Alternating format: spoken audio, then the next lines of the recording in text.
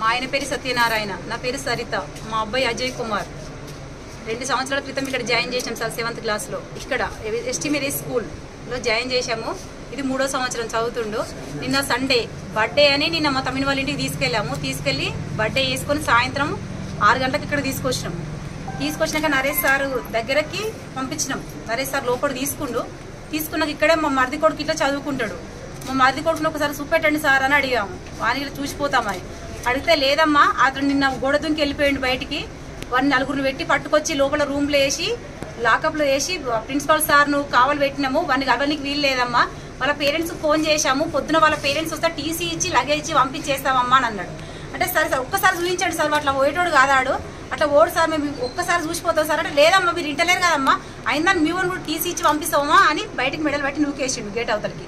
నూకేసి gate పెడితే మా ఆయన చెయ్యి గేట్ తిరిగింది, దెబ్బ తాకింది. ఆ దెబ్బ తాకిన కోపం మీద గేట్ ఎందుకు పెడుతున్నారు సార్, మీరు గేట్ తీసి మాట్లాడండి సార్, పంపించిపోతాం సార్ మీరు అన్నా కానీ అసలు వినలేదు. సరే ప్రిన్సిపాల్ నెంబరండి ఇవ్వండి సార్.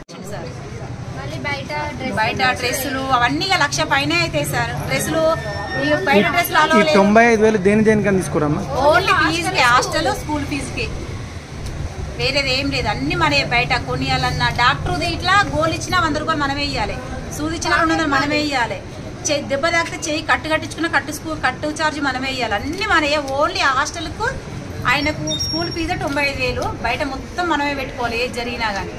చేయం సార్, ఇక వేయం సార్, మేము బయట వేసుకున్నా వేసుకుంటాం సార్. ఈ స్కూల్ నమ్మకం లేదు సార్. మా ముందంటే నెట్ వేసిండు మెడబట్టి మాకు రెస్పాన్స్ చేయలేదు. మేము పోయినాక మా అబ్బాయిని ఎంత ఇబ్బంది పెడతాడో మాకు భయం అవుతుంది సార్. వాళ్ళ ఇబ్బంది గురించి ఇప్పుడు చెప్తుండే వాడు, మమ్మల్ని ఇట్లా చేసిరు నన్ను అట్లా చేసిరు మమ్మీ అని ఇప్పుడు చెప్తుంది, కానీ అప్పటి నుంచి వాళ్ళ గురించి మాకు చెప్పలేదు సార్. ఇప్పుడు చదివే ఉద్దేశం లేదు కాబట్టి వాడు టార్చర్ పెట్టి అన్నీ చెప్పిండు వాడు. ఇక వాడు చెప్పేసరికి మాకు భయం అయింది సార్, మేము పంపించలేము సార్ ఈ స్కూల్లోకి.